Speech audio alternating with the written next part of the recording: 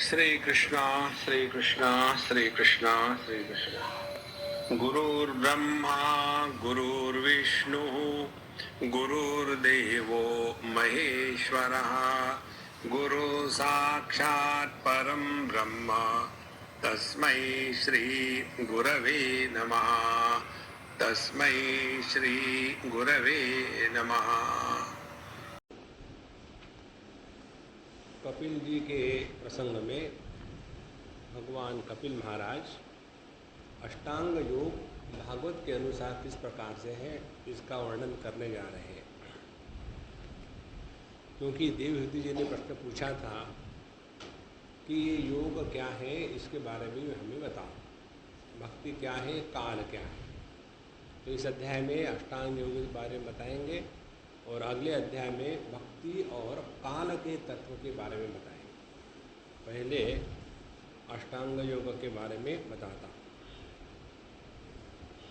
श्री भगवान वाच योगस्य लक्षणं वक्षे सबीजस्य नृपात्मजे मनो येनैव विधिना प्रसन्नं याति सत्पथम्। हे नृपात्मजे, हे नृप की कन्या माता जी, वक्षे अब मैं आपको बताने जा रहा हूँ क्या सबीजस्य योगस्य लक्षणम, सबीज योग का लक्षण बताया जा रहा हूँ। सबीज योग का तात्पर्य है वो मन को एकाग्र करने की पद्धति जिसमें किसी का आलंबन लिया जाता है। आलंबन अनेक प्रकार के होते हैं और उन आलम्बों का साथ लेकर के, आलम्बनों का साथ लेकर के हम मन को एकाग्र करने का प्रयत्न करते हैं। माने अष्टांग योग का तात्पर्य है अल्टीमेटली मन की, चित्त की एकाग्रता की प्राप्ति करना। तो सबीज योग कौन से आलम्बन है? मुख्य रूप से 3 आलम्बन बताए जाते हैं। एक है रूप का आलंबन, दूसरा है नाम का आलंबन और तीसरा है नाम रूप के परे आलंबनों के अभावों का आलंबन। तो जो रूप का आलंबन लेकर के मन को एकाग्र करने की पद्धति है उसको कहते हैं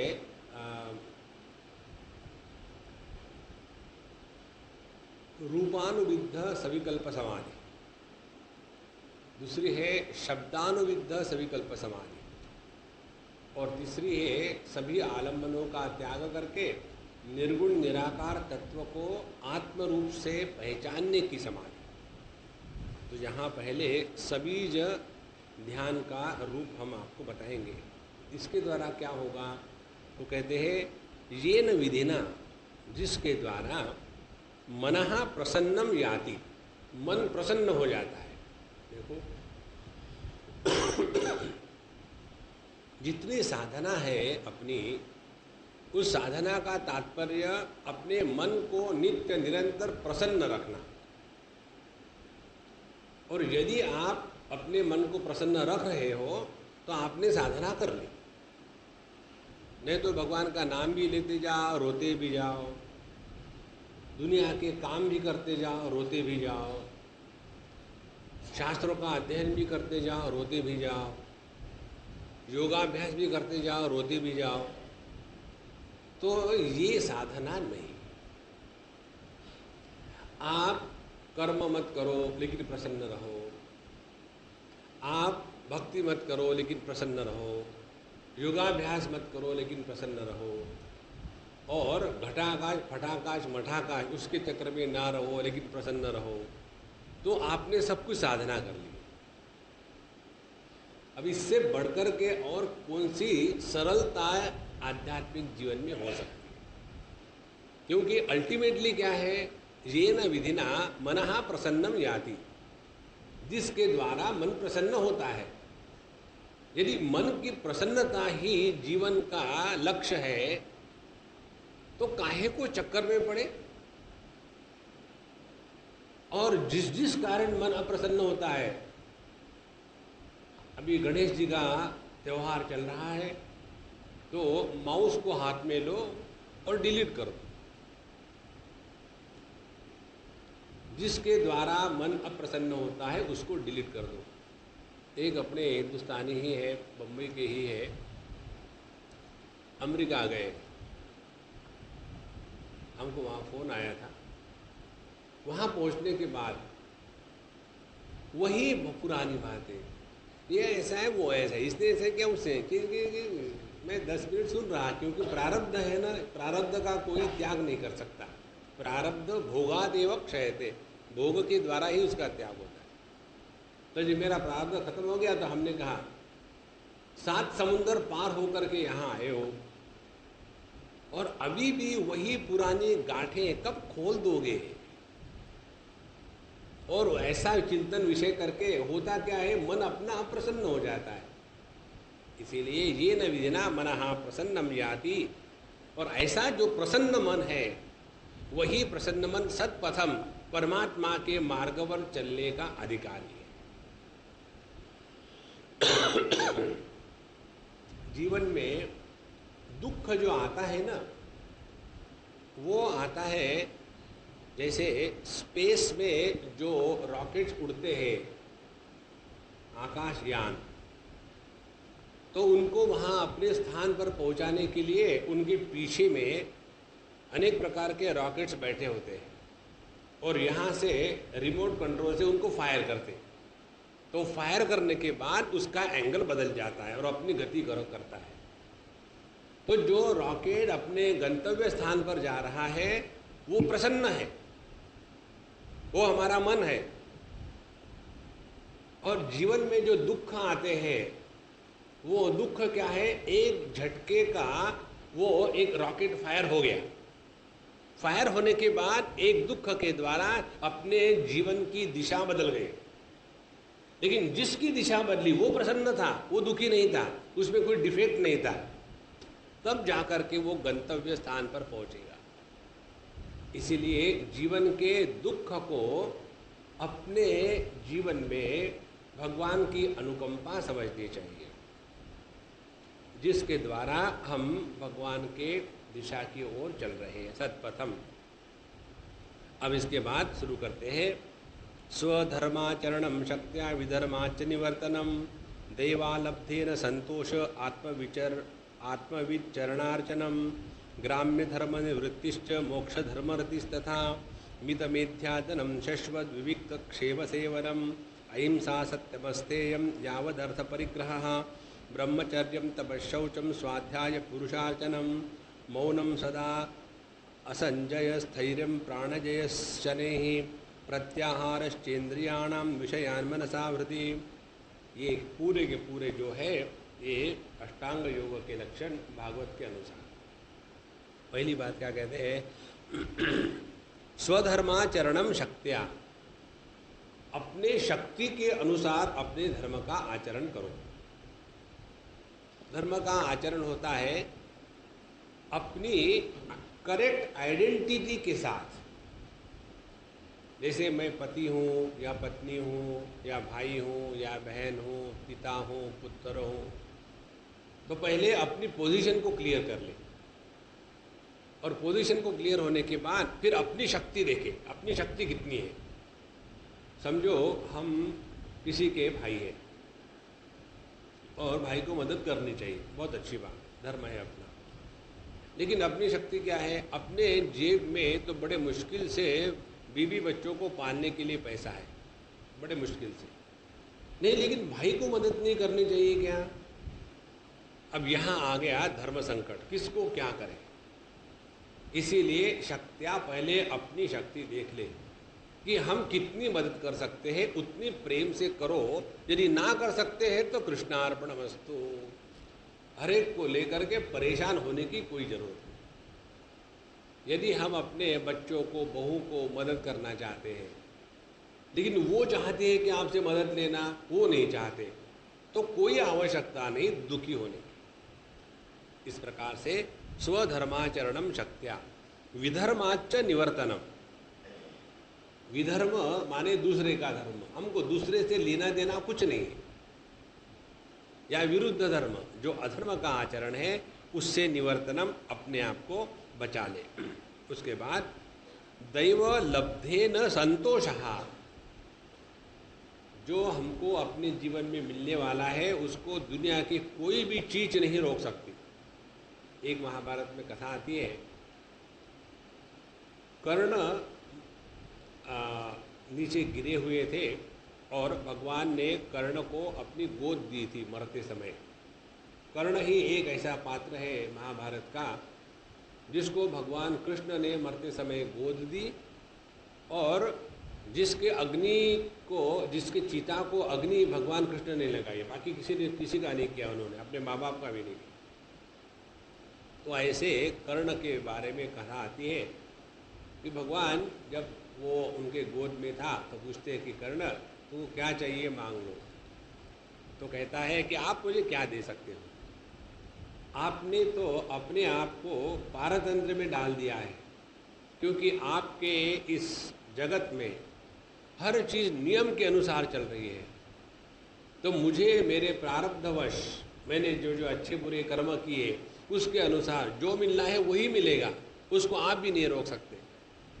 इसीलिए यहाँ कहते हैं दैव लब्धेन संतोषः, हमारे प्रत्येक के जीवन में जो हमको मिलना है अच्छा बुरा, प्रेम तिरस्कार, लाभ हानि, सुख दुख, आदर अनादर, इसको कोई नहीं बदल सकता, वो ऐसा ही मिलेगा।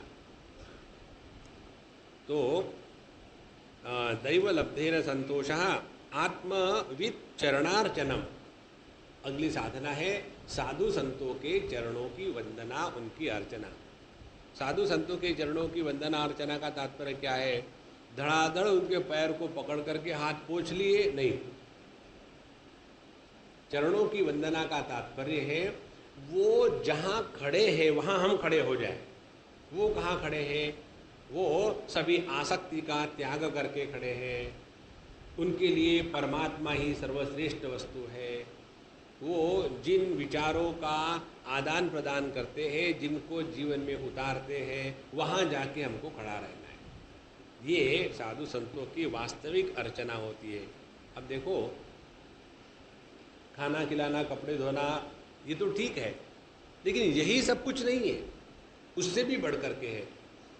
जैसे हम लोग संगीत विद्यालय में बैठे हैं, कोई संगीत का आचार्य हो और वो क्या चाहेगा अपने विद्यार्थी से कि जैसे राग रागिनी वो निकालते हैं उसी प्रकार से यदि कोई विद्यार्थी निकाले तो वो गुरु की असली सेवा है। नहीं तो उनके लिए सब कुछ कर रहा है, कपड़े धोने से सर धोने तक, लेकिन जहाँ तक के वो संगीत का अभ्यास है उसमें वो जीरो है, तो उसको विद्यार्थी थोड़ी कहेंगे, तो विद्या की अर्थी ले जाने वाला है। तो आत्मवित् चरणार्चनम, ग्राम्य धर्म निवृत्तिश्च मोक्ष धर्म रतिस्तथा। उसके बाद ग्राम्य धर्म माने जिनके द्वारा हम जगत में फंस जाते हैं, जिसके कारण अपने हृदय में काम क्रोध इत्यादि बढ़ जाते हैं, किसी के प्रति राग द्वेष हो जाता है, वो सभी के सभी कर्म का त्याग करना चाहिए। हमारे एक मित्र है, बड़े अच्छे संत है, उनके घर में हमारा आना जाना है। उनके दिमाग में एक कीड़ा घुस गया कान से। कीड़ा भगवान दोनों कान से घुसते, क्योंकि ये छेद खुला है हमेशा, तो वो घुस गया। क्या घुस गया? एक इंस्टीट्यूशन बनानी है, एक आश्रम बनाना है जिसमें वृद्ध लोगों के लिए रहने के लिए व्यवस्था हो गया कीड़ा। फिर उनको रहने के लिए वहाँ जगह हो, फिर उसके लिए मंदिर चाहिए। फिर मंदिर कौन सी चाहिए? एक मंदिर, एक भगवान को लाएंगे तो दूसरे का गुस्सा आएगा, इसीलिए 1 दर्जन मंदिर वहाँ बना। अब उसके बाद भगवान तो हो गया सेकेंडरी, और सुबह से शाम तक एक ही अखंड चिंतन चल रहा है, पैसा पैसा पैसा पैसा। आज 20 लाख देने हैं, कल 15 लाख देने हैं, कहाँ से आएंगे? भगवान पैसे भेज दो, आप मत आना, लक्ष्मी को भेज देना। तो उनके जो घर वाले हैं वो मुझे उस दिन मिले, बोले स्वामी जी आपसे हम लोगों ने कुछ सीखना चाहिए। तो मैंने सीखो, किसी के घर जा कर के खाना मांगो, मस्त रहोगे। बोले नहीं स्वामी जी, ये आश्रम बनाने का भूत हमारे घर में सवार हो गया है, घर की शांति नष्ट हो चुकी। और ये ऐसा है कि पकड़ो तो कष्ट, छोड़ो तो कष्ट, दोनों प्रकार से। इसीलिए जिसके द्वारा आत्म शांति नष्ट होती है वो अधर्म है, कोई करने की जरूरत नहीं। हमारा ये स्पष्ट अनुभव है, जितनी भी ये स्कूलें चलाते हैं बाबा जी लोग, वो स्कूलें ना तो समाज को आवश्यकता है ना तो बच्चों को। किसी बच्चे को स्कूल में जाने में मजा थोड़ी आता है, लेकिन हम कहेंगे हम बच्चों के संस्कार करने के लिए ये स्कूल चला रहे हैं। ये सब अपने अहंकार को बढ़ाने के लिए होता है। समाज को हमारी आवश्यकता नहीं तो हमारे कर्म की कहाँ आवश्यकता है। इसीलिए बाबा ये समझ लो, जिसके द्वारा हम परमात्मा से विमुख होंगे वो अधर्म है, वो ग्राम्य धर्म है। ग्राम्य धर्म मीन्स एजुकेटेड इलिटरेट्स, ग्राम्य धर्म। निवृत्तिश्च मोक्ष धर्म रतिस्तथा, अगला है अष्टांग योग का भाग मोक्ष धर्म। मोक्ष धर्म माने जिसके द्वारा हमारा मन परमात्मा में स्वाभाविक लगने लगे, वो है मोक्ष धर्म, जिसके द्वारा मोक्ष की प्राप्ति होती है। तो मोक्ष धर्म क्या होगा कि अपने कर्तव्य कर्मों के अनुसार निष्काम कर्म करके हाथ धो करके बैठ लेना, फिर भगवान का नामस्मरण इत्यादि भक्ति योग करना। उसके बाद हमको अपने साथ डेली अपॉइंटमेंट रखनी है। Every day we have to spend at least 1 or 2 hours with our selves, not with the public. और चौथी बात यह है कि शास्त्रों का अध्ययन करके ब्रह्मात्म के बोध जिसके द्वारा होगा ऐसा चिंतन करना, चिंता नहीं करना। ये 4 बातें हो गई मोक्ष धर्म रतिस्तथा। मित मेध्यादनम शश्वत विविक्त क्षेम सेवनम। उसके बाद कहते हैं मित मेध्यादनम, शुद्धम, पवित्र शुद्ध और कम से कम खाना खाना, ज़्यादा मत खाना खाना। और विविक्त क्षेम सेवनम, हमेशा अकेले में रहने का प्रयत्न करना। देखो भाई, ये बहुत बड़ी आवश्यकता है हर एक के जीवन में। मनुष्य को दुखी होने का जो कारण है वो है अकेलापन। अकेलापन क्यों? क्योंकि अकेले रहने का कभी अभ्यास नहीं किया। और असलियत क्या है? असलियत है एकमेवाद्वितीय नेह नानास्ति किंचन नेह मामास्ति किंचन। ये नाना मामा कोई नहीं यहाँ। हम अकेले आए हैं, अकेले रहेंगे, अकेले जाएंगे। यदि ये हमारी असलियत है तो कहीं का ईंट कहीं का रोड़ा, भानुमती ने कुनमा जोड़ा, और उसी में फंस गए। अवधू माया तजी न जाए। इसीलिए इस माया से हटने के लिए विविक्त क्षेम सेवनम, अपने आप को निर्भय स्थान में ऐसा रखें कि जिसके द्वारा हम जीवन में अकेलापन कभी भी महसूस ना करें। और ये जो है अकेलापन का रोग, इसको केवल हम ही स्वयं निकाल सकते हैं। लेकिन उसके लिए हम लोग करते क्या है? हम चले जाते हैं साइकेट्रिस्ट के पास। साइकेट्रिस्ट करता क्या है? आपको पैसे लेकर के कंपनी देता है और कुछ नहीं करता। एक हमारे मित्र थे, उनका लड़का डॉक्टरी पढ़ रहा था। तो उसका ग्रेजुएशन होने के बाद उसने पूछा कि पता नहीं मैं अब स्पेशलाइजेशन क्या करूं। तो उसके पिताजी ने कहा स्वामी जी है, उनको पूछो, उनको सब कुछ आता है। तो हमने कहा देखो तुमको स्पेशलाइजेशन करना है ना, तुम स्किन के डॉक्टर बनो, स्किन स्पेशलिस्ट। बोले ऐसा क्यों? हमने कहा ये ऐसी डॉक्टरी है स्किन स्पेशलिस्ट की, पहली बात उसमें कभी इमरजेंसी नहीं होती। तो रात को 2 बजे फ़ोन आया, डॉक्टर साहब मर रहा हूँ। तो मरो, स्किन डिसीज से कोई नहीं मरता, पहली बात। तो there is no emergency, your life will be comfortable.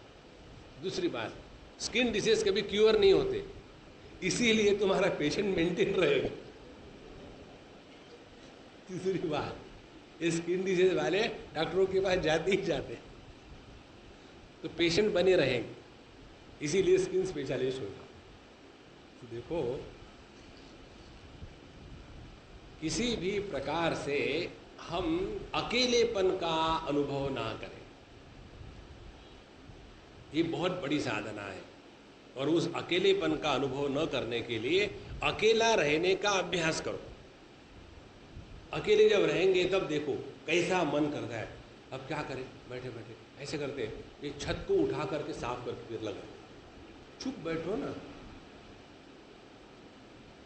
अकेला रहना आदमी बड़ा कठिन है। किसी को हम बाबा जी की बात बताएं, बाबा जी लोग जो भाषण देने वाले होते हमारे जैसे, उनको यदि परेशान करना है तो क्या करें? उनको कहो कि बाबा जी आपके लेक्चर फिक्स किए हैं, बाबा जी खुश। और जब उनका लेक्चर का समय आएगा तो ना ऐसा करना हमने कैंसिल कर दिया एक्चुअली, क्योंकि सोचा कि क्या लेक्चर, आपके लेक्चर में कोई आता भी नहीं, तो कैंसिल कर दिया। उसके बाद देखो बाबा जी के हाल, अति दुखी, अति मिजरेबल। क्यों? कि आगे आप फिर then what will I do for 7 days, there is nobody to bluff to.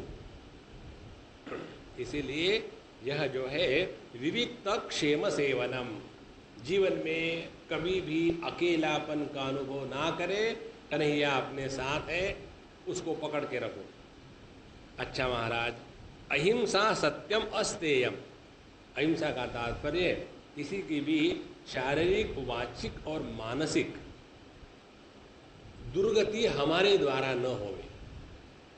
कई बार शारीरिक हानि कराते हैं हम, कई बार क्या नॉर्मली वाणी से किसी की हानि करते हैं, किसी को अपशब्द बोलना, किसी के बारे में कड़वा बोलना, और मानसिक है बुरे विचार किसी के बारे में आना, उसका अभाव।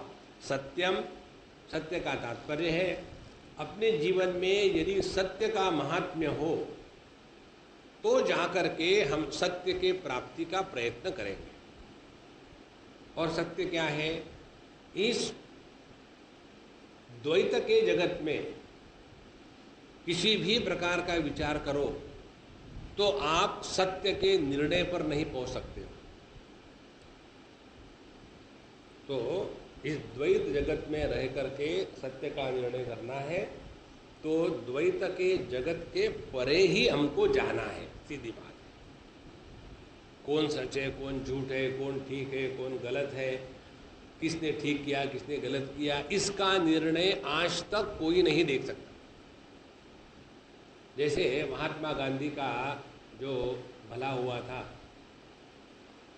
उसके बाद जीडी खोसला ने उसकी केस चलाई थी, और उसके पुस्तक में आता है मर्डर ऑफ महात्मा में कि उस समय सभी लोग जो सुनते थे उस केस को, और गोडसे ने वो केस स्वयं अपने आप चलाई थी।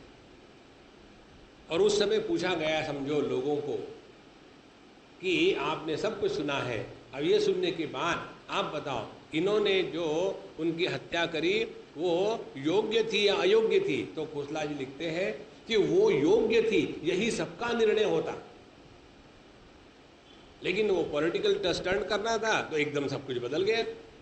तो जिन्होंने पॉलिटिकल स्टंट किया क्या वो भी गलत है? वो भी ठीक है। और जिसने वो किया वो भी ठीक है। इस जगत में गलत कुछ है ही नहीं। इसीलिए इस जगत का जो निर्णय है सत्य असत्य का, सच झूठ का, उसके चक्कर में ना पड़े। तो यहाँ सत्य का तात्पर्य है इस जगत का जो अधिष्ठान है सद्वस्तु, उसके प्रति दुराग्रह हो। सत्यम, आगे कहते हैं अस्तेयम, चोरी नहीं करना चाहिए। चोरी नहीं करना चाहिए माने क्या? चोरी न करने का तात्पर्य है दूसरे के वस्तु पर अपना हक जमाना। उस व्यक्ति को पता न होते हुए उसको कहते चोरी, और उस व्यक्ति को पता होते हुए अपना हक जमाना, ये हो गई डकैती। दो बात। तो अस्तेय माने चोरी और डकैती नहीं करना। अच्छा, हम तो नहीं करते कभी। हमारे वाल्मीकि रामायण में कहते हैं, अन्यथा संतम आत्मानम अन्यथा प्रतिपद्यते किम तेन न कृतम पापम चोरेन आत्मा अपाहना। वाल्मीकि रामायण के अनुसार हम सभी के सभी चोर हैं। एक सिनेमा था, याद है आपको, हम सब चोर हैं। अब पता नहीं किसका था, लेकिन था, बड़ा मजे का। तो हम सब कैसे चोर हैं? भगवान ने स्पष्ट कहा है, भूमिरापो नलो वायु खम मनो बुद्धिरेवच अहंकार इति यम में भिन्ना प्रकृति अष्टधा। ये अष्टधा प्रकृति मेरी है, भगवान कहते हैं, और उसके ऊपर हम हक जमाए बैठे हैं कि ये मेरा है, वो मेरा है। अरे भैया, देह अपना नहीं है, प्राण अपने नहीं है, मन अपना नहीं है, तो जग इसके माध्यम से उपलब्ध होने वाला ये जगत कैसा अपना होगा? और उसी को हमने अपना मान के बताया है। इसलिए अस्तेय का तात्पर्य है अपने जीवन में जगत के प्रति संपूर्ण रूप से विवेक के द्वारा प्रज्वलित हुआ वैराग्य जागृत हो जाए, वो अस्तेय का तात्पर्य है। नॉर्मली हम लोग चोरी भी तो करते हैं छोटी मोटी, उससे कुछ नहीं। असली चोरी है अपने स्वरूप को भूल करके प्रकृति को अपना मान के बैठना। तो अस्तेयम यावद अर्थ परिग्रह, जितनी आवश्यकता हो केवल उतनी ही वस्तु का संग्रह रखें। अनावश्यक वस्तु का संग्रह रखने से मन कभी शांत नहीं रहता। अब छोटी सी बात है, वो जिसके पास बहुत सारे वस्तु है, उस वस्तु को हमें, उस व्यक्ति को हमेशा डर लगता है, कोई आके मांगेगा, कोई कुछ करेगा, कहीं गुम जाएगा, कोई चोरी हो जाएगा। इस प्रकार से जितना ज़्यादा परिग्रह होगा उतना ज़्यादा विक्षेप के कारण हम अपने जीवन में ले आते। इसीलिए यावत अर्थ परिग्रह, जितनी आवश्यकता है मिनिमम उतना ही रखें।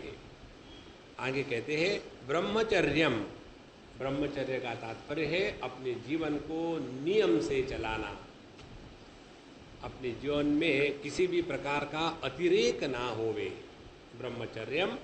उसके बाद ब्रह्मचर्य का तात्पर्य दूसरा है कि हमारा जो जीवन है वो ऐसा हो कि जिसके द्वारा हम परमात्मा के अभिमुख होकर के जी रहे हैं, ब्रह्मचर्यम। उसके बाद तपहा, तपस है जीवन में कष्ट सहने की क्षमता। जो व्यक्ति जीवन में कष्ट नहीं सह सकता वो आगे नहीं बढ़ सकता। तपस्या का तात्पर्य यही है।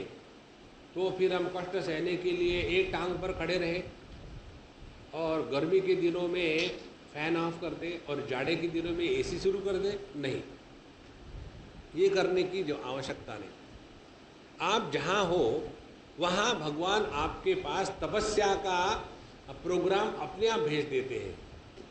पति हो तो तपस्या करने के लिए बाहर जाने की जरूरत नहीं, पत्नी के पास चले जाओ।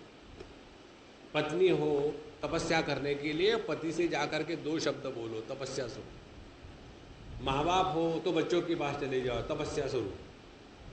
तो हमको तपस्या करने के लिए अलग से प्रयत्न नहीं करना।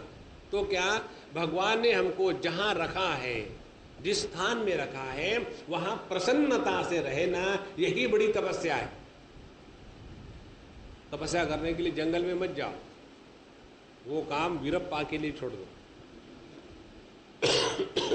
वहाँ हमको जाने की कोई जरूरत नहीं। तो हमको अपने घर को ही जंगल बनाना है, वहाँ तपस्या अपने आप हो जाएगी। नारायण। शौचम, शौचम का तात्पर्य है शारीरिक स्वच्छता के साथ साथ मानसिक जो शुद्धि है, इन दोनों को मिला करके कहते हैं शौचम। शौच है, हमको हमेशा याद आती जब ये शब्द हम पढ़ते हैं। एक बार हम गए थे केदारनाथ, और केदारनाथ में सुबह दर्शन कर लिया और फिर वहाँ किसी 1-2 स्थान को देखना था। तो हम जा रहे थे और वहाँ एक बोर्ड लिखा था। वो बोर्ड का अर्थ था शौचालय, ताकि आपको कहीं जाना है तो आप बाथरूम में चले जाओ। लेकिन वो लिखा था किस प्रकार से, 2 एक ऐसा नहीं लिखा था पूरा शौचालय, लिखा था शौचालय।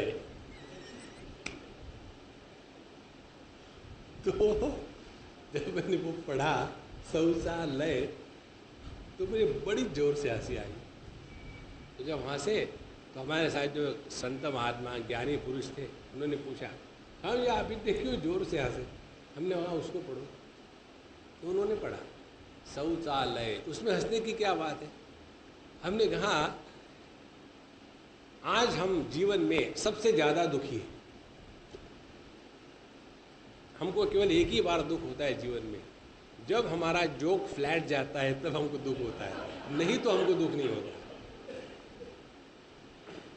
अब ये शौचालय यह कोई कम जोक है? शौचालय कभी हो ही नहीं सकता, वो लय कराती है नारायण। सो ब्रह्मचर्य तप शौचम स्वाध्याय पुरुषार्चनम, नित्य रूप से अपने शास्त्रों का अध्ययन, एक अर्थ स्वाध्याय का, और दूसरा अर्थ अपने मन को देखो नॉन स्टॉप, कैसा गुस्सा आता है और किस प्रकार से बुरे विचार आते हैं। कई बार ऐसे लगता है ये बोल ही दो, लेकिन बोलने की कुछ आवश्यकता नहीं। ये नहीं बोलने से किसी का नुकसान होने वाला है क्या? नहीं। ये नहीं बोलने से हमारी कोई प्रेस्टीज खत्म होने वाली है क्या? नहीं। ये नहीं बोलने से किसी को इन्फॉर्मेशन कम होगी क्या? नहीं। तो क्यों बोल रहे हैं? नहीं, वो तो सब ठीक है, लेकिन लगा बोल ही दूं। ये जो अंदर में विचार आते हैं ये कंट्रोल क्यों नहीं होता? जैसे अपने पेट में इंडाइजेशन होने के कारण उल्टी होती है, उसी प्रकार से मानसिक इंडाइजन से उल्टियाँ होती है और हम अनशन बकने लग जाते हैं। तो स्वाध्याय, अपने मन को देखे कि हम अनावश्यक चीज़ों में घुस तो नहीं रहे। पुरुषार्चनम, और भगवान के विग्रह का पूजा अर्चना इत्यादि करनी चाहिए। मौनम सदा, और हमेशा अपने वाणी को संयमित रखना है। जितना हम कम बोले, शास्त्र में वचन आता है कि पशु के जैसा हमारा जीवन हो। पशु बिना आवश्यकता के मुंह से आवाज नहीं निकालते। आप देखेंगे ये गाय भैंसे इत्यादि जो होती है, बकरियां वगैरह, ये नॉन स्टॉप में नहीं करती रहती है। एक हाथ बार दिन में कोई ज़्यादा ही आवश्यकता पड़ी तो, और वो भी जब बछड़ा दौड़ के आ रहा है तो ये इधर से गाय बुलाती है, बस, इससे ज़्यादा नहीं। उस प्रकार से मौनम सदा, असंजय स्थैर्यम प्राण जय शनैहि। उसके बाद हमारे जो आसन है, आसंजय, आसंजय का तात्पर्य है हम अपने स्थूल देह को एक आसन में लंबे समय तक बिना हिले रख सके, यही आसन की आवश्यकता है। बाकी के जो आसन बताते हैं, ये आसन करने से स्पॉन्डिलोसिस होगा, ये करने से किडनी खराब हो जाएगी, ये करने से सर दर्द बढ़ेगा, ये करने से हार्ट अटैक आएगा, ये सभी के सभी आसन करके टाइम बर्बाद करने की कोई आवश्यकता। हमको याद है एक बार जहाँ मुंबई में ही कैवल्य धाम के माध्यम से योग अपडेट, उसका अंग्रेजी उच्चारण है योगा अपडेट, ये एक कॉन्फ्रेंस थी, हमको यहाँ बुलाया था लेक्चर देने के लिए। तो वहाँ जब हम जाके बैठे, 3-4 लोगों ने पहले हमारे बोले और सबके माध्यम से एक ही विषय निकले, योगा फॉर हेल्थ। तो ये सब सुनने के बाद हमने कहा कि भैया हमने पातंजल योग दर्शन का अध्ययन किया है, अध्यापन किया है, और उसमें ये कहीं नहीं आता कि योगाभ्यास के द्वारा yoga for beauty, yoga for फिगरेटिक, ये उस योग शास्त्र का सरासर अपमान है। जैसे हम लोग गाय रखते हैं दूध के लिए, लेकिन गोबर गैस के द्वारा इतना, जिसके दिमाग में गोबर भर जाता है ना, वो गोबर गैस के पीछे लगे रहते। तो गोबर gas is a by product of having a cow with you. उसी प्रकार से ये जो शरीर का स्वास्थ्य इत्यादि है, ये तो प्रारब्ध के अनुसार होता ही रहेगा, ये योग का मूल तात्पर्य है चित्तवृत्ति निरोधा, जिसके द्वारा द्रष्टु स्वरूपे अवस्थानम, हम अपने स्वरूप में निष्ठा प्राप्त कर सके, ये योग का प्रयोजन है। तो आसन जय का तात्पर्य है ये सब जो बातें हैं वो ठीक है अपने स्थान पर, लेकिन वही कुछ सब कुछ नहीं है जीवन का। स्थैर्यम, आसन का स्थैर्य हो, प्राण जया शनैहि, और धीरे धीरे अपने प्राणों को जीत लेना है।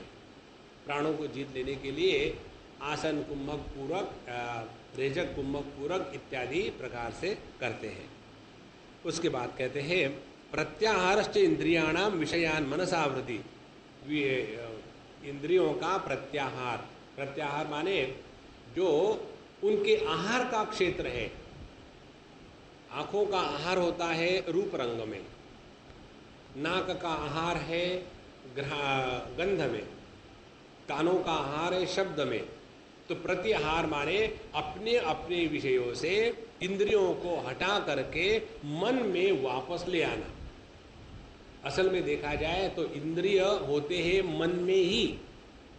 ये जो हमको दिखते हैं खड्डे, ये तो इंद्रियों के गोलक है, स्ट्रक्चरल है, लेकिन हमारे शास्त्र के अनुसार ये सभी के सभी इंद्रिय पूर्ण देह में व्याप्त है, क्योंकि मन पूर्ण देह में व्याप्त है।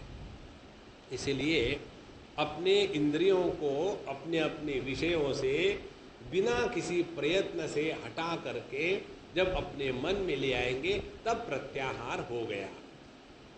तो प्रत्याहार इंद्रियाणान विषयान मनसा हृदय, मन के द्वारा अपने हृदय में अंतःकरण में ले आवे। उसके बाद स्वधिष्ण्यानाम एकदेशे मनसा प्राण धारणम, किसी भी एक चक्र, स्वाधिष्ठ चक्र इत्यादि कोई भी एक चक्र को लेकर के वहाँ अपने मन को और प्राणों को इकट्ठा करके रखने का अभ्यास करें। अब इसके बारे में ज़्यादा हम बताएंगे नहीं, इतना ही बताएंगे कि जो मूलाधार शक्ति या कुंडलिनी शक्ति का जागरण है, ये हमने हमारे चिन्मयी अमृतानुभव के कमेंट्री में लिखा है। ये जो तीन शक्तियाँ हैं हम सब के पास, एक है द्रव्य शक्ति जो हमारा स्थूल देह है, दूसरी है प्राण शक्ति जिसके द्वारा क्रियाएं होती है, और तीसरी है ज्ञान शक्ति जो हमारे मन में, चित्त में, बुद्धि में सोचने की, विचार करने की क्षमता है। तो ये कुंडलिनी जागृति चक्र भेदन के द्वारा का तात्पर्य क्या है कि एनर्जी इज नेवर क्रिएटेड, पहला सिद्धांत है। एनर्जी जो है वो अनादि है, अनंत है। इसी एनर्जी को शास्त्रों में प्रकृति कहते हैं, माया कहते हैं, अव्यक्त कहते हैं और अव्याकृत कहते हैं। तो ये जो शक्ति है, एनर्जी है, द्रव्य शक्ति से उसको प्राण शक्ति में कन्वर्ट करना और प्राण शक्ति से ज्ञान शक्ति में कन्वर्ट करना, ये energy conversion process is called as awakening of the kundalini. और उसके लिए ये अभ्यास बताते हैं कि ये जो द्रव्य शक्ति में जो हमारे जो षट चक्र है उसमें जो शक्ति है उसमें प्राण और मन को लगाएंगे तो उसमें से जो स्थूल रूप से एनर्जी मैटर के रूप में हो गई वो रिलीज हो करके वो क्रिया शक्ति के रूप में जागृत हो जाएगी। और जब उस एनर्जी को हम किसी भी प्रकार से उपयोग में नहीं लाएंगे तो ये प्राण शक्ति जो है ये ज्ञान शक्ति में कन्वर्ट हो जाती है। और ऐसी द्रव्य से प्राण, प्राण से ज्ञान शक्ति में जब पूर्ण एनर्जी का कन्वर्शन हो गया तब ऋतम भरा प्रज्ञा माने हमको वो बुद्धि प्राप्त हो जाती है। ऋत माने परमात्मा, तो वो प्रज्ञा प्राप्त हो जाती है जिसके द्वारा हम परमात्मा का दर्शन कर सकते हैं। ये प्रक्रिया योग शास्त्र में बताई है। तो स्वधिष्ण्यानाम एकदेशीय मनसा प्राण धारणम, तो किसी भी चक्र को लेकर के समझ करके अपने आप मत करना मैंने ढूंढा चक्र कहाँ है, वो बाहर रखा है, नहीं। ये सब चीज़ें किसी योगी के साथ रह कर करे, अन्यथा हम कन्फ्यूजन में चले जाएंगे। उसके बाद वैकुंठ लीला भी ध्यानम समाधानम तथात्मनः। वैकुंठ लीला ध्यानम का तात्पर्य है भगवान के जो लीला इत्यादि ग्रंथ हम पढ़ते हैं उसी में ध्यान लगाना। कैसे लगाना आगे बताएंगे। उसके बाद समाधानम तथा आत्मनः, और अंतिम बात यह है जीवन में समाधान होवे। समाधान का तात्पर्य है सम्यक आधान, योग्य प्रकार से रखना। हमने अपने मन को कहाँ रखा है? जैसे हमारा ये जो फ़ोन है ये आवाज़ भी करता है और वाइब्रेट भी करता है, दोनों। हमने दोनों रखे इसमें। और यदि उसको पक्के स्थान पर रखें और वाइब्रेट भी करें तो कुछ नहीं होगा। यदि ये वाइब्रेट कर रहा है और उसको ऐसे एक वस्तु पर रखा है कि वो वस्तु अपने आप में डावाडोल हो रही है तो तुरंत गिर पड़ेगा नीचे। उसी प्रकार से हमारे मन को हमने किस पर रखा है? नित्य निरंतर परिवर्तनशील जगत पर रखा है, तो ये मन में कभी समाधान नहीं आएगा। और यदि हमने अपने मन को अखंड नित्य अपरिवर्तनशील परमात्मा में रखा है तब जाकर के इस मन में समाधान आएगा, अन्यथा नहीं। इसीलिए समाधानम तथा आत्मनः एतैहि अन्यैश्च पथिभिः मनः दुष्टम असत्पथम बुद्ध्या युञ्जीत शनिकैः जित प्राणो ही अतन्द्रितः। इस प्रकार से एतैहि अन्यैश्च पथिभिः, इस प्रकार के और अन्य अनेक मार्गों के द्वारा मनः, हमारा मन कैसा है? दुष्टम असत्पथम, हमारा मन अत्यंत दुष्ट है। दुष्ट का तात्पर्य क्या है? जो दुख देता है वो दुष्ट है। तो जिसके लिए दुख ही इष्ट है वो दुष्ट।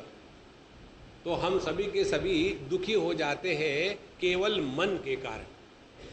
सुषुप्ति अवस्था में हमको कभी भी दुख होता नहीं, क्योंकि उस समय मन अपने प्रकृति में लय हो चुका होता है। इसीलिए ये हमारा जो दुष्ट मन है ये दुखी होने का कारण क्या है? असत पथम, क्योंकि ये गलत मार्ग पर चला है। गलत मार्ग कौन सा है? परमात्मा को छोड़ करके सभी मार्ग गलत है। असत मार्ग कौन सा है? जिस मार्ग के द्वारा हमारे अंतःकरण में राग द्वेष का निर्माण और उनका पालन पोषण होगा, वो असत मार्ग है। असत मार्ग कौन सा है? जिसके द्वारा हमारे मन में चंचलता बनी रहेगी, वो असत मार्ग है। किसी भी प्रकार से अपने मन को दुखी नहीं होने देना, यही सद्मार्ग है। इसीलिए ये जो हमारा दुष्ट असत पथम में जाने वाला जो मन है उसको बुद्ध्या युञ्जीत शनिकैहि, समझदारी के द्वारा उसको जुंजात, उसको ऐसे लगावे कि ये मन अब ज़्यादा विक्षेपित ना हो, ज़्यादा दुखी ना हो, ना किसी से कुछ लेना है ना देना है। देखो भैया, ये तो भगवान की कृपा से ही होगा, यदि होगा तो। ये केवल महात्म्य की बात है। जैसे अपनी माँ, कोई ज़रूरत नहीं कि वो बहुत ही सुंदर हो, बहुत पढ़ी लिखी हो, बहुत विद्वान हो, कोई ज़रूरत नहीं। फिर भी उसके प्रति हमारे मन में जो प्रेम होता है माँ के प्रति, वो प्रेम उसके महात्म्य के कारण होता है, उसके गुणों के कारण नहीं होता।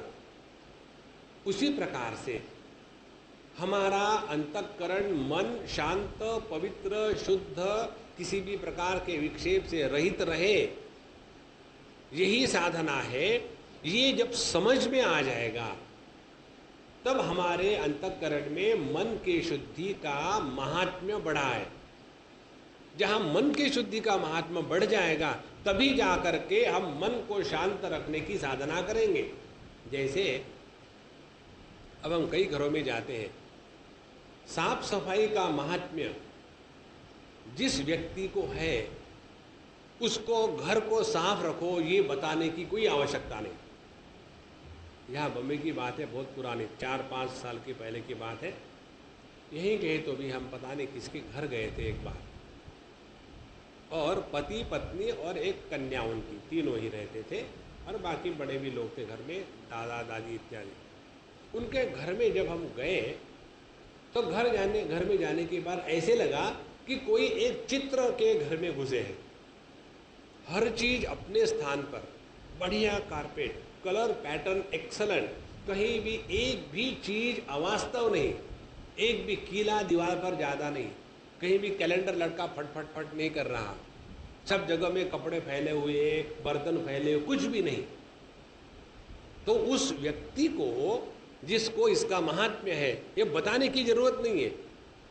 और कई लोगों को इसका महात्म्य न होने के कारण, जैसा मैं, तो समझ में नहीं आता इतनी साफ सफाई क्यों रखनी है। घर में घर जैसा लगना चाहिए। You should not feel home like a 5 star hotel. इस प्रकार से इसका महात्म्य हृदय में नहीं है तो ये बात जीवन में नहीं उतरती। इसीलिए अपने मन के शुद्धि का, पवित्रता का महात्म्य हृदय में जागृत करें। उसके बाद अपने आप साधना होने लगेगी। जैसे शत्रु का चिंतन करने से जो जलन होती है वो शत्रु को नहीं होती, अपने को ही होती। किसी का बुरा सोचने से पहले बुराई अपने मन में आती है और फिर उसको हो या ना हो। किसी को गाली देने से गाली पहली हम ही सुन लेते हैं, फिर दूसरा सुनता है। अब ये बिल्कुल KG1 KG2 की बातें हैं, कोई ज़्यादा पढ़ाई की बातें नहीं, लेकिन हम लोगों का फंडा पक्का नहीं। जब तक के फंडामेंटल्स पक्के ना हो तब तक के आध्यात्मिक साधना नहीं होती। एक पुस्तक हमने बहुत बढ़िया पढ़ा, रॉबर्ट बलगम का, उसमें उस पुस्तक का नाम एक बड़ा लंबा है। All that you need to know is what you have learn in your KG, this is the name of the book. यही सब आध्यात्मिक साधना है। अच्छा, बुद्ध्या जुंजीत शनिकैहि जित प्राणो ही अतंद्रितः। जित प्राण, जिसने अपने प्राण शक्ति को जीत लिया है, माने जो खामो खाम की उचापत नहीं करता, जहाँ रखा है भगवान ने वहाँ शांत रहे। और अतिन्द्रता का अतंद्रिता का तात्पर्य है बिना किसी गलती से। तंद्रा में काम करना माने होश खो करके काम करना, अतंद्रिता माने होश में रह करके अपनी साधना करनी है, होश खो करके नहीं। अच्छा, ये तो हो गया जीवन की पद्धति का। अब ध्यान करना है। कहते हैं शुचौ देशे प्रतिष्ठाप्य विजितासन आसनम तस्मिन् स्वस्ति समासीन ऋजुकाय समभ्यसेत् प्राणस्य शोधयेन्मार्ग पूरक कुंभकरे चकैः प्रतिकूलेन वाचित्तम यथा स्थिरम चंचलम। अब अपना आसन शुद्ध हो, पवित्र हो, जिसके ऊपर बैठ कर के चाय, कोका कोला, दुनिया भर की बातें ना चल रही हो, ऐसा अपना पवित्र शुद्ध देश में रखा हुआ आसन, उसमें विजितासन, जिसने अपने आसन को सिद्ध कर लिया है, ऐसा जा कर के उस आसन पर बैठे। और रुजुकाय समभ्यसेत्, वहाँ अभ्यास ये करना है कि एक आसन में हम कम से कम आधा घंटे बिना हिले बैठ सके, बिना किसी टेंशन के। यदि हमारा आसन टेक्निकली परफेक्ट होगा तो आप नीचे से सोना शुरू नहीं करेंगे। कई लोग जब आसन के लिए, ध्यान के लिए बैठते हैं तो पहले उनके पैर सोना शुरू हो जाते हैं, और कई लोगों का सर सोना शुरू हो जाता है, और तीसरी वैरायटी है उनके पैर और सर साथ साथ सोना शुरू हो जाते हैं। तो जब वो ऊपर से सोना नीचे आ रहा है, नीचे का सोना ऊपर जा रहा है, जब हृदय में पहुंच गए तो इनकी साउंड समाधि लगती है। ये होने का कारण ये है कि हमने अपने आसन को ठीक से समझा नहीं। आसन में 2-3 सरल बातें हैं। पीठ की हड्डी, गर्दन और सर एक सीधे लाइन में होवे। अपने किसी भी अंग पर, जोड़ों पर कहीं भी प्रेशर या दबाव न हो, और देह का जो वजन है वो नीचे जो पेल्विक के बोन से उसके नीचे 2 बोन जो जमीन को टिकते हैं उसके ऊपर पूरा वजन आ जाए। ये 2-3 बातें करो आप तो देखेंगे, आप 2 घंटे बैठो, बिल्कुल आपको थकावट नहीं आएगी, मन प्रसन्न रहेगा, उसके बाद समझ जल्दी होगी, चीज़ें याद रहेगी आवश्यक। इस प्रकार से शुचौ देशे प्रतिष्ठाप्य विजितासन आसनम तस्मिन् स्वस्ति समासीन रुजुकाय समभ्यसेत्। उसके बाद प्राणायाम का तात्पर्य नाड़ी शोधन में होता है। देखो, यह जो प्राणायाम बताते हैं उसमें 2 प्रकार के प्राणायाम बताते हैं। कुंभक हम बाहर करते हैं या अंदर करते हैं। कुंभक माने प्राणों को रोक लेना, उसको कहते हैं कुंभक। तो एक प्रकार ऐसा है कि पहले पूरक कर लिया, माने अंदर हवा पूरी भर ली, उसको पूरक कहते हैं। अंदर हवा भर ली, भरने के बाद कुंभक कर लिया, उसको अंदर रोक लिया हवा। कब तक है? 1-1.5 घंटा काफ़ी है। उसके बाद धीरे धीरे उस हवा को बाहर छोड़ दिया। तो पूरक, कुंभक और रेचक। दूसरा प्रकार है पहले रेचक, हवा को बाहर छोड़ दिया, उसके बाद बाहर कुंभक कर लिया, और फिर जब वो नहीं रह सके और फिर अंदर कर लिया। ये 2 प्रकार के अंतर और बहिर कुंभक को लेकर के प्राणायाम के 2 प्रकार बताते हैं। उसके बाद हम आपको प्राणायाम के बारे में 1-2 छोटी सी बातें बताएंगे, उससे ज़्यादा मत करना, परेशानी हो जाएगी।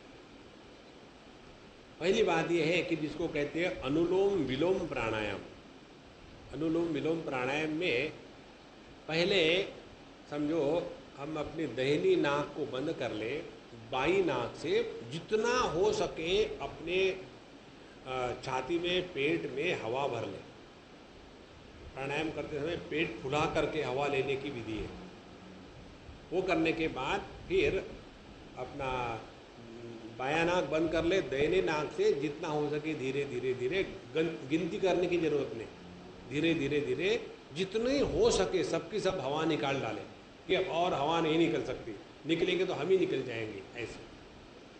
उसके पश्चात फिर वो दाहिने नाक से धीरे धीरे धीरे हवा खींच ले अंदर में जितनी हो सके, और फिर बाएं नाक से फेंक दे। इसको कहते हैं एक अनुलोम विलोम प्राणायाम। तो ऐसा 5 बार या 10 बार, बिगिनिंग में 5 बार करें, धीरे धीरे 10 बार करें। इतना करना बहुत है, काफ़ी, इससे ज़्यादा करने की ज़रूरत नहीं। तो ऐसा करने से क्या होगा कि अपने नाड़ी का शोधन हो जाता है। प्राणस्य शोधयेन् मार्ग पूरक कुंभक रेचक ही प्रतिकूलिने वाचित्तम यथा स्थिरम चंचलम। और जो इसके द्वारा हमारा जो चित्त है वो स्थिर हो जाता है, चंचल हो जाता है। भगवान रमण महर्षि इसी को दूसरे प्रकार से बताते हैं। वो कहते हैं कि वीक्षण प्राणायाम करो, उसका भी प्रभाव यही होगा। वीक्षण प्राणायाम माने क्या? शांत बैठे हैं, जैसा हम अपने देह को समझ रहे हैं कि देह अब स्थिर और निश्चल बैठा हुआ है, इस देह को देखने वाला मैं देह से भिन्न हूँ। इसी प्रकार से ये प्राणों के आवागमन को हम देखें, उसमें कोई बदल ना करें। जैसे हवा अंदर जा रही, जितनी जा रही और जितनी बाहर आ रही है, इसका जब हम वीक्षण करेंगे, माने स्पष्टता से जब इसका दर्शन करेंगे, तो क्या होगा? देखने वाला मैं, प्राण शक्ति मेरी, जब मैं मेरे तरफ देखता हूँ तो मन अपने आप शांत हो जाता है। इसीलिए लोग दर्पण के सामने से नहीं हटते, कितनी भी उम्र हो गई हो। बाल गए तो क्या हो गया, अभी नाक तो है, नाक नहीं गया। तो जहाँ हमने अपनी ही प्राण शक्ति को अपने ही मन के द्वारा देखा, तो ये मन को जगत का चिंतन करने का मौका नहीं है। तो प्राणायाम के द्वारा मुख्य प्रभाव जो होता है वो यही है कि हमारा मन इस प्राणायाम में लगा है। नेचुरली उतने समय तक वो जगत का चिंतन नहीं करेगा, तो जितना जगत का चिंतन कम करेगा तो मन शांत और प्रसन्न हो जाएगा। इस प्रकार से यह प्राणायाम की प्रक्रिया के द्वारा अपने चित्त को स्थिर और अचंचल बनाए। नौ मनोचिरात् स्यात् विरजम जित श्वासस्य योगिनः वायवग्निभ्याम यथा लोहम महातम त्यजति वैमलम। और ये प्राणायाम करके जब हम अपने प्राणवायु को जीत लेते हैं तो हमारा अंतःकरण वैसे ही शुद्ध हो जाता है। जैसे सोने को अग्नि में तपाओ तो तपाने के कारण बाकी सभी के सभी जितना मल है वो जल के खाक हो जाता है, लेकिन सोना नहीं जलता। उसी प्रकार से मन की जो गंदगी है राग द्वेष काम क्रोध की, वो प्राणायाम के अभ्यास के द्वारा जल जाती है और मन एकदम शुद्ध होने लग जाता है। इसीलिए ये जो 11वें श्लोक में सबका तात्पर्य दिया है, कहते हैं प्राणायामयी देह दोषात् धारणाभिष्ट किल्बिषान् प्रत्याहारेण संसर्गात् ध्यानेन अनीश्वरान् गुणान् यदा मनः स्वं विरजम योगेन सुसमाहितं काष्ठां भगवतो ध्यायेत् स्वनासाग्रावलोकनः। तो जब हम योग्य प्रकार से प्राणायाम करेंगे तो हमारे देह में 3 प्रकार के दोष आते हैं आयुर्वेद के अनुसार। वो 3 दोष है अपने कफ का नियंत्रण नहीं रहना, वात का नियंत्रण नहीं रहना और पित्त का नियंत्रण नहीं रहना। जब कफ वात पित्त इनका संतुलन बिगड़ जाता है तब जाकर के हमारे देह में रोग निर्माण होते हैं। तो ये कफवात पित्त के संतुलन को बनाए रखने का मूल जो कारण है वो है प्राणायाम। तो प्राणायाम के द्वारा स्थूल देह का स्वास्थ्य अच्छी तरह से बना रहता है। इसीलिए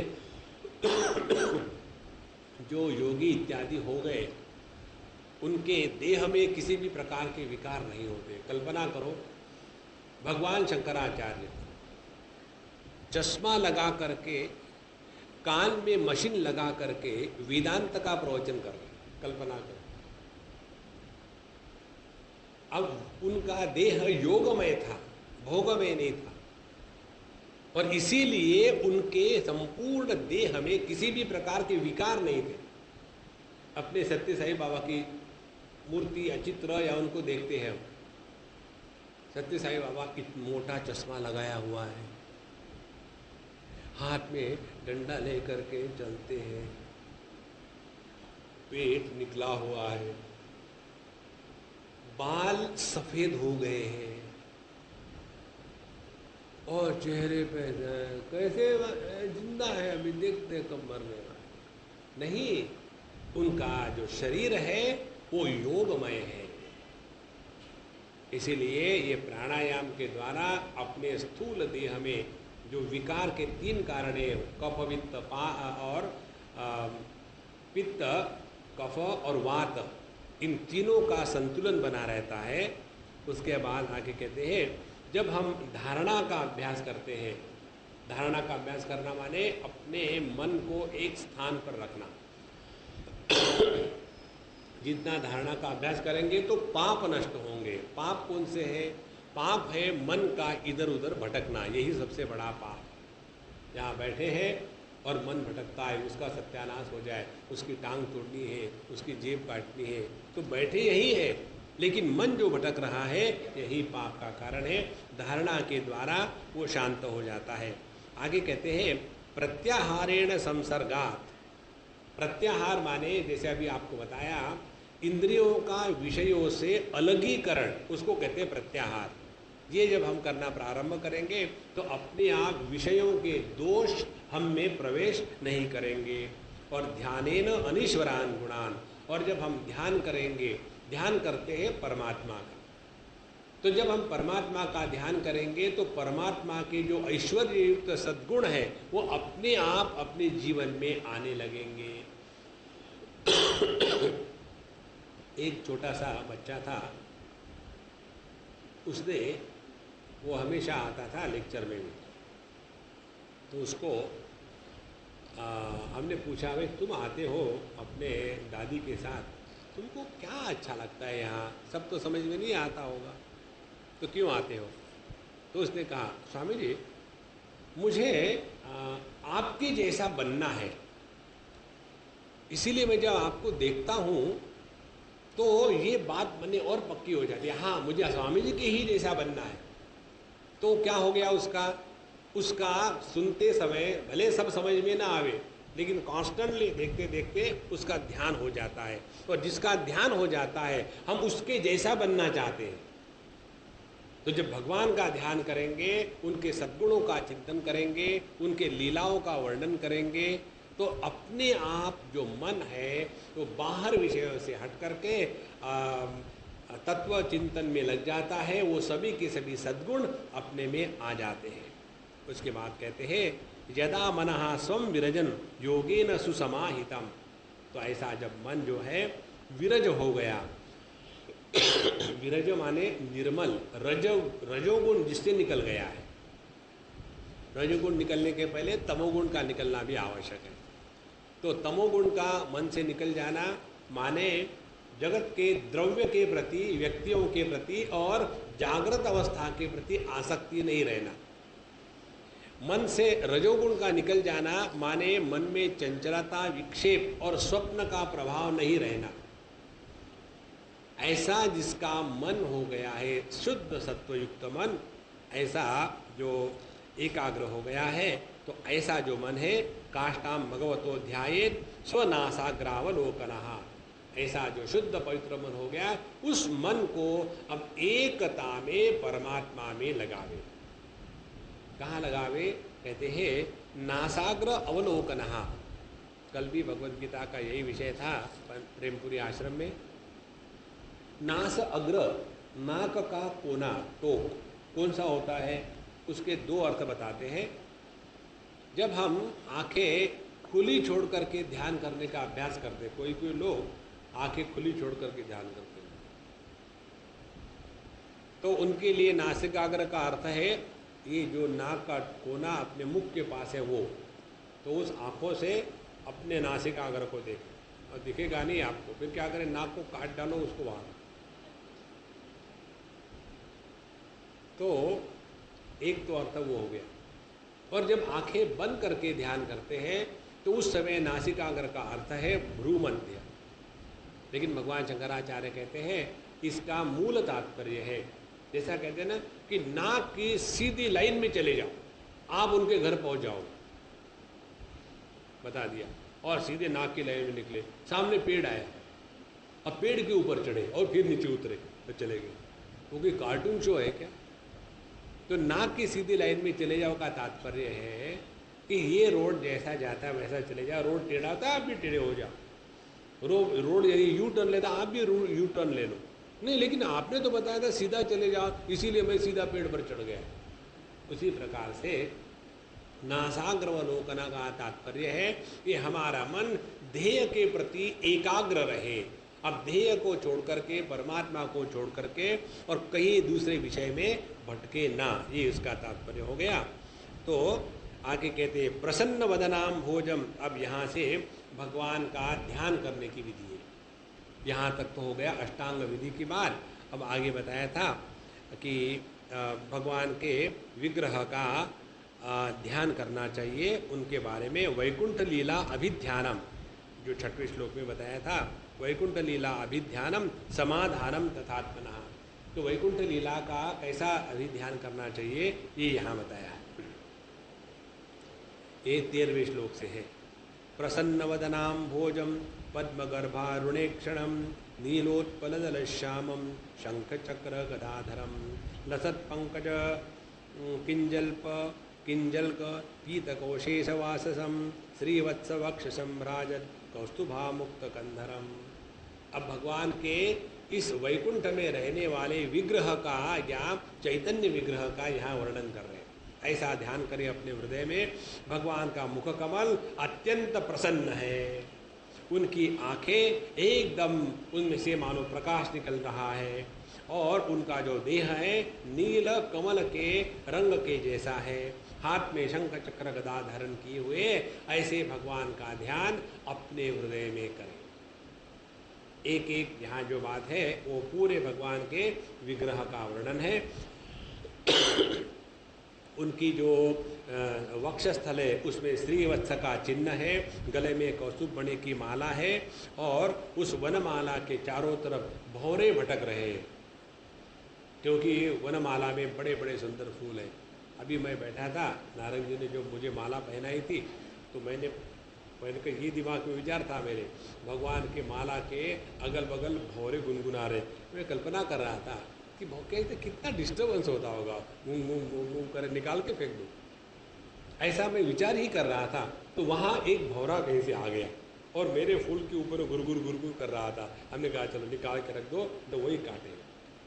तो ये भगवान के माला का सौंदर्य है। उसके बाद उनकी कमर कैसी है, उनकी किशोरावस्था है। भगवान का ध्यान नॉर्मली किशोरावस्था में या बाल रूप में करते हैं। बाल रूप में ध्यान करने से हृदय में वात्सल्य जागृत हो जाता है। प्रेम की जो पवित्र भूमि है उसको कहते हैं वात्सल्य। वात्सल्य माने माँ का बच्चे के प्रति जो प्रेम है, उस प्रेम के भूमि को कहते हैं वात्सल्य। तो भगवान को यदि एक बच्चे के रूप में ध्यान करें तो हृदय में वात्सल्य जागृत हो जाएगा। यहाँ तो किशोरावस्था में, किशोरावस्था का तात्पर्य है कि भगवान अभी टीनेजर नहीं हुए, वो है किशोरावस्था। 7 से लेकर के 11-12 साल की जो उम्र है उस उम्र के भगवान हैं और उनके ये सभी वर्णन चल रहा है और भगवान की बड़ी सुंदर झांकी है। और वहाँ इस प्रकार से भावयुक्त चित्त से भगवान का चिंतन करें। एक एक उनके अंग का आगे बताते हैं 21 से 22वें श्लोक में। ये तो हो गया भगवान का पूरे देह का स्थूल रूप से ध्यान। फिर वही ना छोड़े और फिर भगवान के एक एक अंग का फिर ध्यान करना शुरू कर दे। कहाँ? अपने हृदय में। ये सब बातें अपने हृदय में हो रही, बाहर मत ढूंढना कहाँ रखा था पता नहीं, कृष्ण का विग्रह गुम हो गया। अभी कौन मुझे बता रहा था, किसके घर गए थे, बोले स्वामी जी एक बच्चा आया गणपति और गौरी को फूल चढ़ाने के लिए। तो गणपति तो बड़ा था तो उठा नहीं सका, गौरी छोटी थी। तो वो आया, मैं घर में थी, वो आया, उसने गौरी को उठाया वहाँ से पूजा में से, उठा करके उसके सर के ऊपर में हर चीज़ थाप थाप के ऐसे ठोक ठोक के बता दी और जब मैं आई तब रख दिया। तो कहाँ गई मेरी गौरी, मैं ढूंढ रही थी, वो सब वो सिंदूर और कुमकुम और चावल उसके नीचे दबी हुई थी, क्योंकि बच्चे ने ठोक ठोक के उसको पीटा था। तो ये जो भगवान के विग्रह का जो ध्यान है ये बाहर नहीं करना है, ये अपने हृदय में करना है। अच्छा, ये पहले तो संपूर्ण देह का किया, अब एक एक अंग का कहते हैं। पहले भगवान के चरण कमलों का ध्यान करें, कैसे उनके चरण में वज्र अंकुश ध्वजा कमल ये सभी के सभी भगवान के चिन्ह है। उसके पास बाद ये कल्पना करें कि भगवान के इसी चरणों से गंगा जी का निर्माण हुआ और इसी के द्वारा यह संपूर्ण जगत पवित्र हो रहा है। ऐसे भगवान का ध्यान, भगवान के चरण कमलों का ध्यान अपने हृदय में करें। उसके बाद भगवान के पैर, उनके फिर उनका कमर का भाग, उसके बाद भगवान का जो नाभि स्थान है जहाँ से ब्रह्मा जी का निर्माण इत्यादि हुआ, उसके पश्चात भगवान के वक्षस्थल का ध्यान, उसके बाद भगवान की 4 भुजाएं, उसमें किस प्रकार से अनेक प्रकार के आभूषण लगे हुए हैं, शंकर चक्र गदा पद्म पकड़े हुए हैं। और उसके बाद भगवान के मुख कमल का ध्यान करें, कैसे उनका चेहरा सुंदर है, नासिका कितनी संतुलित है, चेहरे पर कैसी मुस्कान है, होठ कैसे लाल लाल है और उनके दांत कैसे छोटे छोटे और उन दांतों पर उन लाल ओठों की परछाई कैसे पड़ी हुई है। इस प्रकार से भगवान के उस एक एक अंग का ध्यान करें आलस्य का त्याग करके। और उसके पश्चात जैसे जैसे हम भगवान के एक एक अंग का ध्यान करेंगे तो मन प्रसन्न होते रहेगा। भगवान की आँखों को देखें, उनमें जो प्रेम है, और भगवान का सुहास्य वदन जिसको देख करके मन अपने आप प्रसन्न हो जाता है। तो भगवान कैसे खिलखिलाकर हंस रहे हैं, ऐसे नहीं कि भगवान की मूर्ति का ध्यान कर रहे हैं, एकदम मुंह फुला हुआ है हनुमान जी के जैसे भगवान कृष्ण नहीं। भगवान के चैतन्य विग्रह का ध्यान हो और मानो हम किसी जिंदे भगवान को अपने हृदय में देख रहे हैं, चैतन्य युक्त। इस प्रकार से जब धीरे धीरे हम भगवान का ध्यान करेंगे तो क्या होगा, किसी भी बाकी पदार्थों में, जगत के विषयों में अब मन जाने को नहीं करेगा।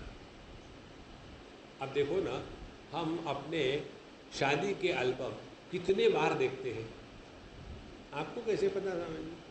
इसलिए कि मैं किसी के घर में गया था और वहाँ जाने के बाद सामने टेबल पर शादी का एल्बम रखा हुआ, तो हम किसी को हाथ लगाते देखते नहीं, क्या देखना है शादी के एल्बम में? उस समय हंसते हैं, बाद में रोते हैं, स्टैंडर्ड है, उसमें देखने की कोई बात है ही नहीं। तो हम अपना रुक रहे थे, चाय पानी खाने का जो आने वाला है। अरे स्वामी जी आप इसको देखो। उन्होंने इसको क्या देखना है, क्या है ये? बोले स्वामी जी एल्बम है। किसका बम है? जैसे अपने मिडिल ईस्ट में अपने यहाँ श्री लगाते हैं ना, श्री कृष्ण, वैसे वो उस भाषा में अल लगाते हैं, अल हुसैन, जैसे अल बम वो है शादी का एल्बम, श्री बम बोला है वो, कुछ नहीं। नारायणा। तो बोले स्वामी इसको जो है किसका शादी का एल्बम है? बोले स्वामी जी हमारे ही शादी का एल्बम है। हमने कहा अम्मा now you are 16 not out, अभी भी वो एल्बम को देखती हो? नहीं, मैं ऐसे ही सोच रही थी कि क्या करूं, तो मैंने सोचा एल्बम देखूं। तो मैंने आज सुबह से एल्बम को देखा और बड़ा अच्छा लगा। अच्छा लगा कि बुरा लगा? बोले हाँ, कभी कभी बुरा भी लगा। उस समय क्या क्या हमने कल्पनाएं करी थी, जीवन में ऐसा करेंगे वैसा करेंगे, लेकिन हुआ एकदम विपरीत। तो बस ऐसा टाइम पास कर रहे थे। देखो महाराज, जहाँ हमारा मन इस प्रभु के दर्शन में मस्त रहेगा, जगत के किसी भी वस्तु विषय में मन नहीं लग सकता। इसीलिए भक्ति के द्वारा वैराग्य की प्राप्ति जरूर होती है। उसके बाद कहते हैं एवं हरो भगवती प्रतिलब्ध भावो भक्त्या द्रवद हृदया उत्पुलकः प्रमोदात्। तो इस भक्ति के द्वारा, प्रेम के द्वारा हमारा हृदय द्रवित हो जाता है। देखो हृदय का द्रवित होने का तात्पर्य क्या है? हृदय के द्रवित होने का तात्पर्य है अभी हमारा हृदय ऐसा हो गया है, 3 प्रकार के हृदय। एक वो हृदय जो पत्थर के जैसा, उसके ऊपर एक बार वो छिन्नी से लिख दिया कि इस पुल का उद्घाटन इनके चरण कमलों द्वारा किया, चरण कमल को, हस्त कमल को इसके द्वारा किया, तो वो पत्थर पर जो लिखा है वो हमेशा बना रहेगा। दूसरे प्रकार का हृदय होता है बालुका के जैसा। बालुका माने रेती, सैंड।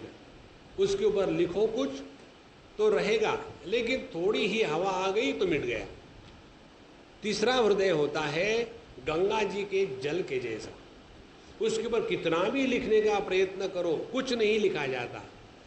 तो जो हृदय जगत के किसी भी संस्कार को ग्रहण करने में अक्षम होता है, वह द्रवित हृदय जो है वही भगवान का रूप धारण कर सकता है। इसीलिए भक्ति के द्वारा हम अपने हृदय को द्रवित करते हैं और उसके कारण अपने शरीर में आनंद के अतिरेक के कारण रोमांच होने लग जाता है, प्रेमाश्रुओं की धारा बहने लग जाती है और इसके द्वारा हमारा मन भगवान के प्रति स्वाभाविक आकर्षित होने लगता है। देखो दुनिया के लिए और दुनिया के कारण तो हम हमेशा रोते हैं, लेकिन भगवान के लिए जब आंखों में आंसू आने लग जाए तब समझ लेना अब अपना हृदय द्रवित हो रहा है।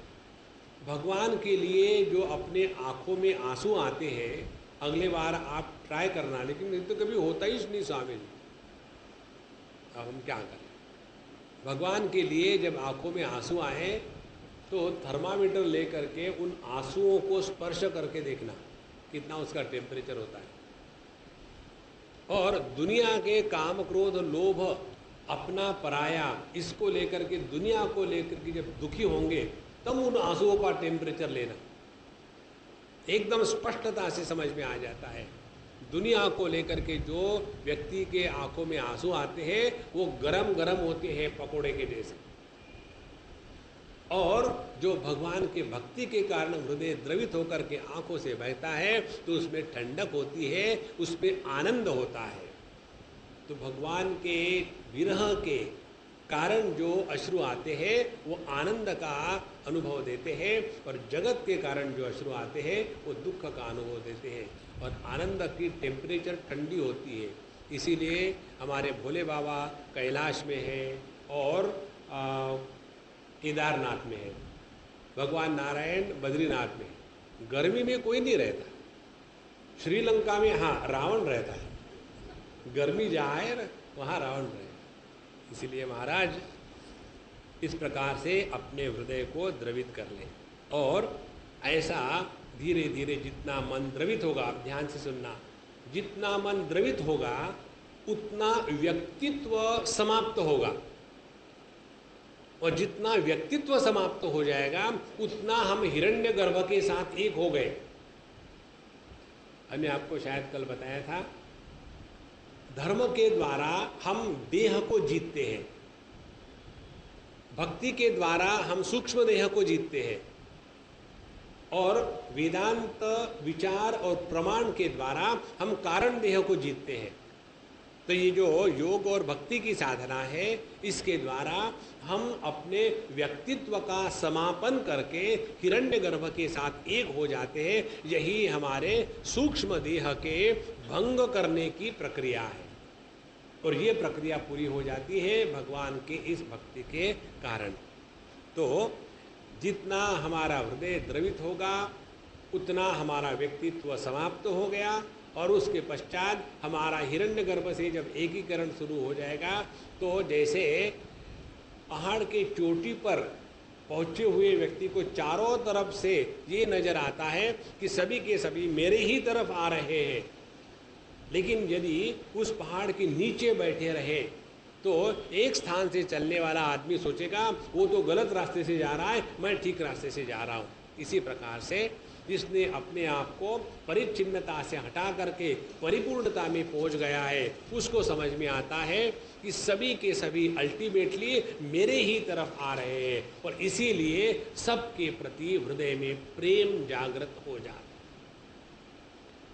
इस प्रकार से अपना जो हृदय है द्रवित हो गया, सबके प्रति प्रेम जागृत हो गया, सबके प्रति जिसके मन में प्रेम है उसी को कहते हैं अब ब्रह्माकार वृत्ति हो गई। और इस ब्रह्माकार वृत्ति में सभी परिच्छिन्नता का त्याग हो गया।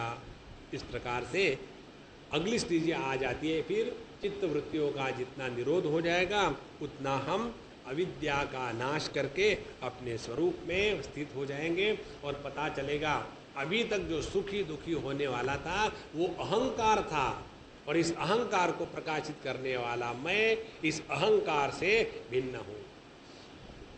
अभी तक आपको जो बताया उसमें आपको अभी पता चला होगा, परमात्मा की माया, माया की अभिव्यक्ति महत्तत्व की अभिव्यक्ति, तीन प्रकार के अहंकार, तीन प्रकारों के अहंकार की अभिव्यक्ति होती है, मन बुद्धि इंद्रिय और स्थूल जगत इत्यादि के रूप में, और इन सब का प्रकाशक मैं इनसे भिन्न हूँ।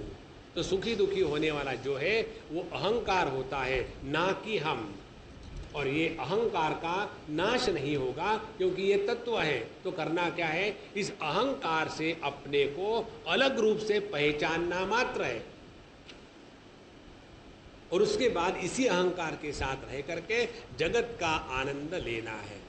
एक महात्मा जी का एक शिष्य था, बचपन में उसको पकड़ा, बड़ा किया, खूब सिखाया पढ़ाया, और जब वो लड़का 18-19 साल का हुआ, ये महाराष्ट्र की बात है, कहीं तभी हुई थी, और वो महात्मा जी हमेशा उस बच्चे को बड़ा करे, सिखा रहे थे संस्कृत, वेदांत, योगाभ्यास, कर्मकांड, पूजा, सब कुछ। और ऐसे लगा कि अब मेरा तो वारसदार तैयार हो गया, और एकदम बड़े खुश थे कि अब मैं जब जाऊंगा तो ये आश्रम और सब उसको दे के जाऊँगा। उसके पहले ही उसको बुलावा आ गया और वो लड़का मर गया। जब लड़का मर गया तो फिर ये बड़े दुखी हुए कि इतना सारा मैंने किया और मरना था तो मुझे मरना था, ये क्यों मरा, क्या क्यों हो रहा। और सभी के सभी बाकी लोग सोच रहे थे ये महात्मा होकर के रड़ते हैं, महात्मा को रोने के लिए भी अलाउड नहीं है। हम बताएं आपको, इफ ए महात्मा क्राइज, ये कैसे महात्मा है रोते हैं, ये कैसे महात्मा है गुस्सा करते हैं, ये कैसे महात्मा है टेबल पर बैठ के खाते हैं, वो टेबल के नीचे बैठ के खाना चाहिए। अच्छा, जब वो इस प्रकार से रो रहे थे, सब कुछ होने के बाद हमने उनसे पूछा, प्रभु लोग तो चले गए, अब आप और मैं दोनों ही हूँ, अब सच सच बताओ, सच सच रो रहे थे कि झूठ झूठ रो रहे थे? तो उन्होंने मेरा हाथ पकड़ लिया, कहते Swami ji you really know the thing. क्या हुआ? बोले देखो, यदि मैं नहीं रोता तो सबका रोना शांत करने के लिए मुझे उनको उपदेश करना पड़ता और मैं परेशान हो जाता, और जब मैं ही रोने लग गया तो सभी उपदेशक बन गए और सब मुझे समझाने लग गए, और सब जब मुझे समझाने लग गए तो मेरी एक परेशानी कम हो गई। ये तो प्रभु की लीला चल रही है, कौन जिंदा है कौन पैदा है कौन मरता है, ये चलता ही रहेगा। इसको कहते हैं अहंकार का हम जब तिरस्कार कर देते हैं, अहंकार से तादाद में समाप्त हो जाता है, तो उसके बाद जीवन की लीला ही बदल जाती है। तो ऐसे महात्मा एकदम अपने मस्ती में, भगवान की नशा में इस जगत में घूमते रहते हैं, और फिर उसके अंतःकरण में अहंता ममता इसका जो विष है वो कभी नहीं रहता। और उसके बाद जिस प्रकार से सभी जीवों की अपने संबंधियों में आत्मबुद्धि रहते हैं, लेकिन थोड़ा समझ लो तो समझ में आता है कि यहाँ कोई किसी का नहीं। जिसको हम माँ कहते हैं, पिताजी कहते हैं, भाई कहते हैं, बहन कहते हैं, पति कहते हैं, पत्नी कहते हैं, पुत्र कहते हैं, ये कोई किसी का नहीं। यहाँ सभी के सभी इकट्ठे हुए हैं थोड़े समय के लिए, फिर चले जाएंगे और 2 मिनट के बाद, क्योंकि अब लेक्चर खत्म होने वाला है। इसी प्रकार से ये दुनिया ऐसी ही चलने वाली है महाराज, इसमें कहीं फंसना हमको नहीं है।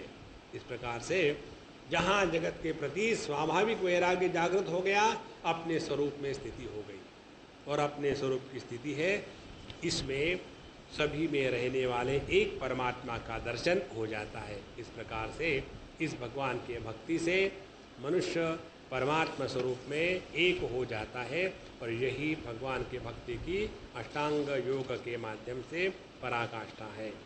अब इसके बाद भक्ति और काल, ये 2 विषय है, इसको हमको कल बताएंगे। अभी यहाँ विराम करते हैं। ओम पूर्णमदः पूर्णमिदं पूर्णात् पूर्णमुदच्यते पूर्णस्य पूर्णमादाय पूर्णमेवावशिष्यते। ओम शांति शांति शांति। हरि ओम। श्री गुरुभ्यो नमः। हरि ओम।